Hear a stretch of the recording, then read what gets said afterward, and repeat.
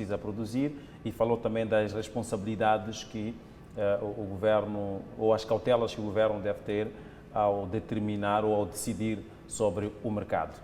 Mas podemos convir que este valor claramente não chega, olhando para o custo da energia, da água, olhando para o custo dos produtos da primeira necessidade e outros serviços que devem ser acautelados por este mesmo salário, não é suficiente. A questão que eu coloco é, onde o governo subentende que os trabalhadores que estão no salário mínimo devem ir buscar dinheiro para fazer face a outras despesas, para cobrir outras despesas? Obrigado. Bom, primeiro, estou positivamente impressionado com a sua capacidade de retenção e síntese daquilo que eu disse. De facto, é mesmo isso. Agora, só um ponto de ordem, não é? O colega Ivandro Massim fez uma correção desnecessária quando disse que o salário mínimo não eram 8 mil... Apenas? Ou... Desculpa, só deixa-me continuar. 8.758. Não é? É verdade, porque o tema, se formos a ver no VT, é salário mínimo na função pública. E na função pública o número é esse.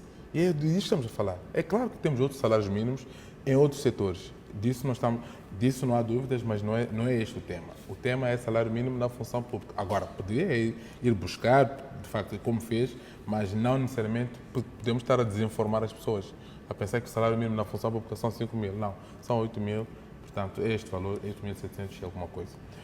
E o segundo ponto também é, isto é uma questão de interpretação, e também o colega Chalaua também fez esta reflexão, que era, necessariamente, que não havia problemas de aumentar os preços.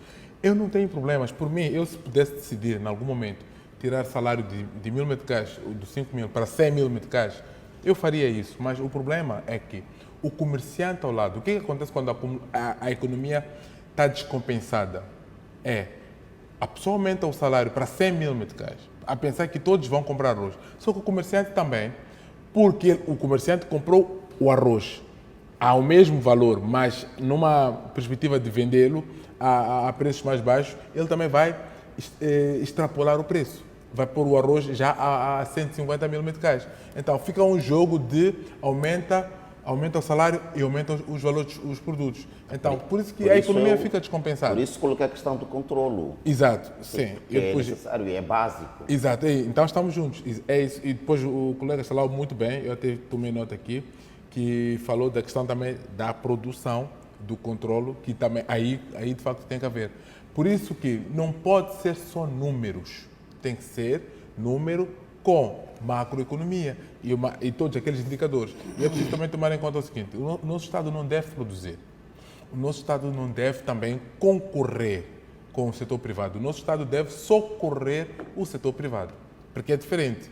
É uma intervenção socorrista e não uma intervenção, portanto, de concorrência. Pois. E isto para quê? Porque, por exemplo, nós tivemos a situação das manifestações que portanto, decapitou praticamente o mercado a nível das zonas urbanas. Então, temos agora, portanto, esta questão da reestruturação econômica, não é? A criação dos bancos de desenvolvimento e também outras, portanto, medidas que foram tomadas nos 100 dias e que também estão acopladas ao PSOE, que vai ser aprovado, e também acopladas ao PQG, que são ações que vão tornar a economia robusta e que vão poder fazer com que os salários aumentem justificadamente e aí vão conseguir chegar àquilo que o colega Evandro diz, que é a satisfação integral das necessidades básicas. Então, a partir da economia, portanto, sustentável, robusta, porque a empresa, se não estiver a produzir, não vai pagar impostos, o Estado fica sem dinheiro. Então, reforçando a economia das empresas, então é possível revitalizar o ciclo, portanto, econômico e daí conseguir aumentar significativamente os salários. Eu sou a favor do aumento grande dos salários, mas não sou a favor de um aumento falso. Eu quero um aumento, como o colega Evandro diz, um aumento das necessidades, da satisfação das necessidades básicas. E muito eu penso que é isso. Neste momento temos um cenário em que não temos nem um número satisfatório e nem um preço dos produtos da primeira necessidade também satisfatório. Daí que eu lhe faço a pergunta em repetição, Dr. Elísio, como é que o Governo subentende ou qual é a recomendação que o Governo tem relativamente à cobertura de outras despesas? O Governo diz que, olha, para o professor do nível mais baixo, tenho 8.758, mas o professor precisa chegar à escola, precisa tomar banho, precisa comer, precisa ter... Há despesas associadas a este processo de saída de casa até o local de trabalho. A questão é, como é que o Governo subentende ou qual é a recomendação que o Governo dá relativamente ao encontro do outro montante para fazer face àquele valor necessário? Ouvimos, por exemplo, recentemente o governador da província da Zambésia, o seu círculo eleitoral, por sinal, o Dr. Pio Matos, a dizer que há professores que abandonam as aulas para irem fazer táxi com bicicletas, para poderem ter alguns, porque uns estão a dever no banco, isto, mas aquilo. Uma série de justificação que os professores, segundo o governador, apresentam. Então a questão é, onde o governo entende que os que recebem 8.758 vão buscar dinheiro ou recursos para fazer face às despesas? Sim.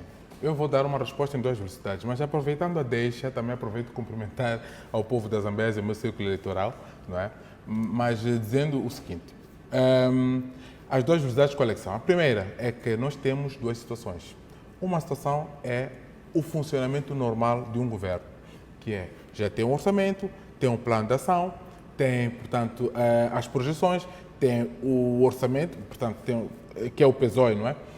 Do ano. Então, arrecada, tem o valor, vai fazendo as despesas e essas despesas vai também contar com o processo de, portanto, empoderamento, passa a expressão, do funcionário público, do trabalhador, do camponês, onde ele estiver, não só por via de dar dinheiro na mão, mas também por via de ações, por via de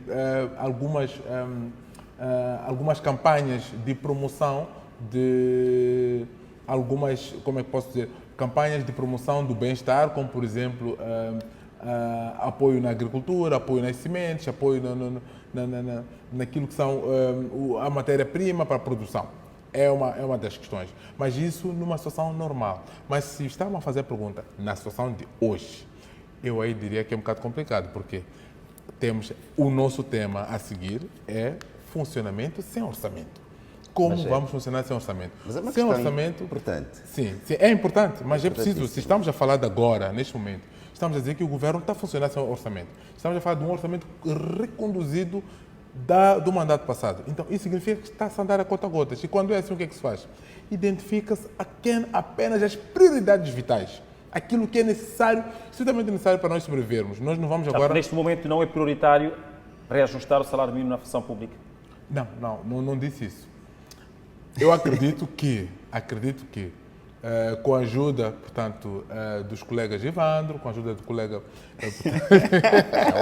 Mas um dos aspectos que eu acho que é de extrema importância, colegas,